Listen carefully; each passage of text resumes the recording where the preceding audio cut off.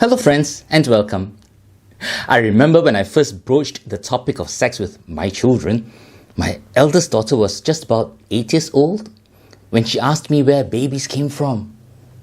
I decided to tell her the facts as they were. She was shocked and ran off to her room to tell her 6-year-old sister what I said. Then both started crying on each other's shoulders. I felt like an abject failure as a father cum educator. As you can see from this example, my mistakes were stark. Most notably the fact that I failed to prepare my children and myself for this big conversation in age-appropriate ways. This was largely due to my lack of preparation, as well as my lack of understanding and awareness of where they were before I dropped the bomb, so to speak. So how can we prepare ourselves for this task of sexuality education? Broadly, there are a few important ways. Number one, most important of all, pray, pray, pray, pray, pray. We need our Lord to enlighten and guide us in what we are to say and how we are to say it at different times and in different situations. This is not merely a human effort, but a spiritual battle in sexuality education. As St. Paul reminds us in Ephesians chapter 6 verse 12, "For we are not contending against flesh and blood, but against the principalities, against the powers, against the world rulers of this present darkness, against the spiritual hosts of wickedness." So on our own, we will lose the battle. But with Christ by our side fighting for us, we will win it. For ourselves and for our children. So remember to pray all the time. And especially say a little prayer before speaking with them on a topic like this. 2, learn about the topics we want to discuss with them. The Catholic Church has abundant resources and richness on these topics.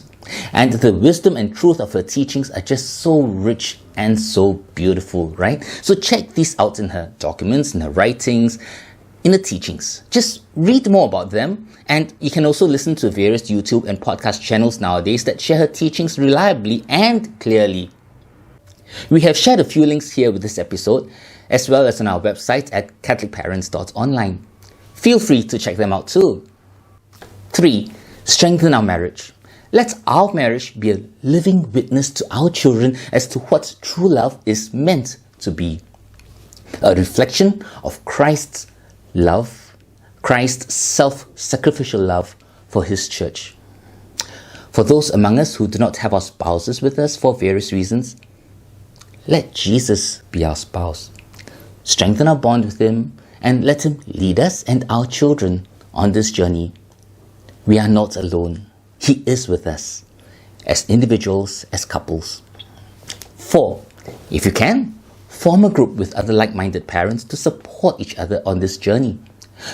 You could meet up with each other, say once a week or once a fortnight.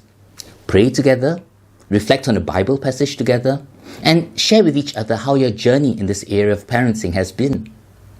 Do remember that when sharing, we should not be judgmental towards each other, neither should we jump in and interrupt when another person is sharing. Share tips and resources with one another, but these should be taken from resources that are faithful to the constant teachings of Holy Mother Church. Yeah? We have shared some resources on our website and with this YouTube and podcast. 5, build a strong bond with our children. We covered these in early episodes, namely from episodes 8 to 17, so do check these out if you have not done so. And 6, remember that sexuality education does not happen in one big talk, but all the time. It really happens from the very first moments of our children's lives. How they see us love one another as Christ loves, how they see us regard and respect members of the opposite sex, how they hear us talking at the dining table and at family gatherings about topics like premarital sex and modesty and so on. How they witness us thanking God for the gift of life, for the gift of love, for the gift of children, for the gift of family in our prayers and our conversations. So in that sense, sexuality education is happening, well, all the time. So with these in mind, let us move forward in our journey. And at the next episode, we will discuss the topic of sexual desire. Why do we have sexual desire? Is it good or bad? Can we have sexual desire and be chaste at the same time? We will discuss these and more. Till we meet again, take care, and may God bless you and the family always. Goodbye.